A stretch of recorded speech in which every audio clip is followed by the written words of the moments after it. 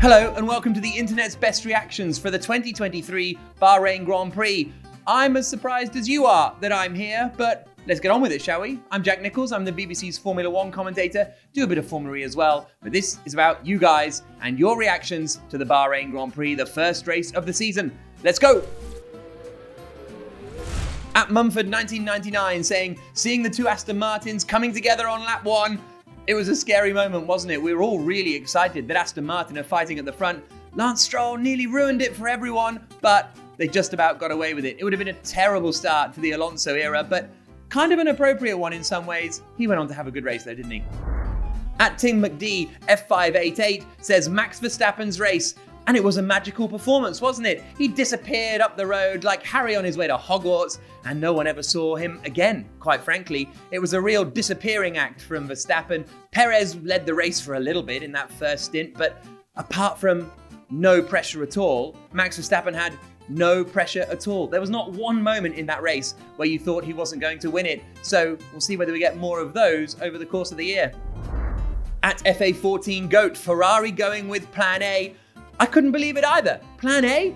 We've heard of Plan B, Plan C, Plan D, Plan E. Did we even get to Plan F last year? I think we did. Maybe Plan F is just Plan Ferrari, but to hear Plan A, maybe that's something that Fred Vasseur has brought into the team. Guys, why are we doing all of these different plans? Let's just do Plan A and see how it goes. Obviously, in the end, it went badly, but it was nice to see them starting off with a positive outlook and just trying to do one thing well. At Gianni Italiano, McLaren be moving like, yeah, a tractor. Well, at times they weren't too slow over the course of the weekend. Sometimes you thought they were going to be quick, sometimes you thought they were going to be slow. Norris qualified 11th, was doing okay, but then they had to fill up the hydraulics or something at the pit stop, and then Piastri came into the pits. They changed all 5 wheels on his car, but the steering wheel still didn't work. He retired. Norris was nowhere. A disappointing day for McLaren, but hey, they had a tough race in Bahrain last year and they came through to be all right in the end. Maybe they can be all right again this year. At Tame Dog, poor Ocon, a little winky Alonso, and you have to say he's going to be very, very happy to be out of Alpine, isn't he?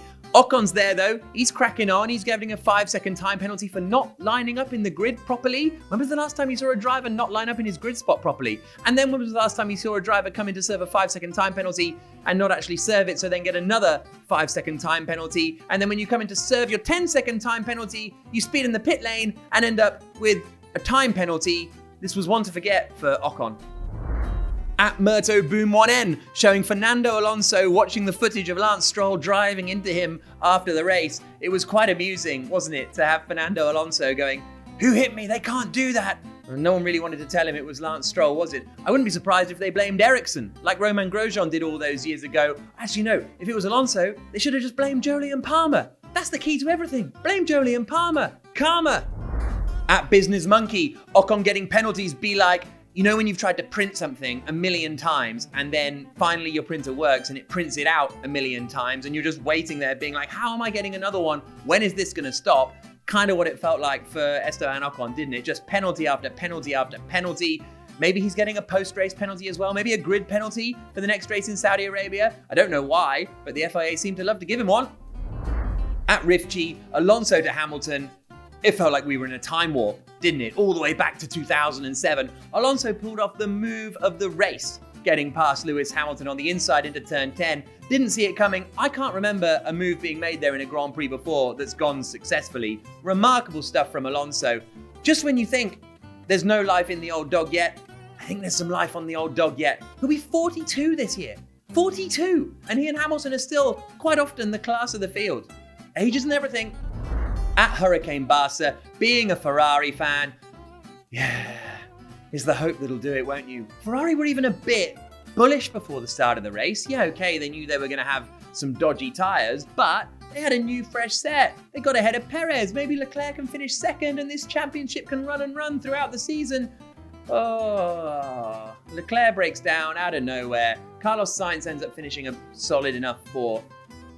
I can't imagine the hope Ferrari fans feel at the start of every season and how that feels to have it just ripped away from you. And something tells me maybe this won't be the only internet's best reaction to feature Ferrari fans being disappointed over the course of 2023.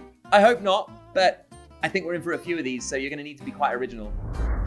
At Hugo Sax Tavares, guys just want one thing, Fernando Alonso on the podium. And we got it. What a roller coaster narrative it's been for Fernando Alonso. Comes in as the exciting new kid beating Michael Schumacher. Then he falls out with McLaren and Ferrari and we don't like him. And then McLaren again and then Renault again. And then suddenly he's the pantomime villain that everybody loves to hate. GP2 engine. Then he leaves. Then he goes to IndyCar. Then he comes back. We love him again. Where did that happen? Where did that come from? All of a sudden, he's voted driver of the day by you guys. We all want to see him on the podium, and he finishes on the podium, and he's old. But his arc, his narrative arc has come full circle. There'll be books written about him. They'll sing songs about him. Fernando Alonso, especially if he wins a race this season. Wouldn't that be quite remarkable? What a dominant performance it was from Red Bull. Dominant, scary, slightly ominous for the rest of the season. But even though the race for first was a bit the race for third was a lot of fun. Wonderful overtakes, Alonso finishing on the podium again. Difficult days for McLaren and for Esteban Ocon. Pierre Gasly came from the back of the grid to finish in 9th. Alex Albon got a point for Williams in 10th. We got plenty of talking points going into the next race in Saudi Arabia. That's when I'll next see you here on Internet's Best Reactions. I've been Jack Nicholls. Like, subscribe, comment, get involved. See you next time.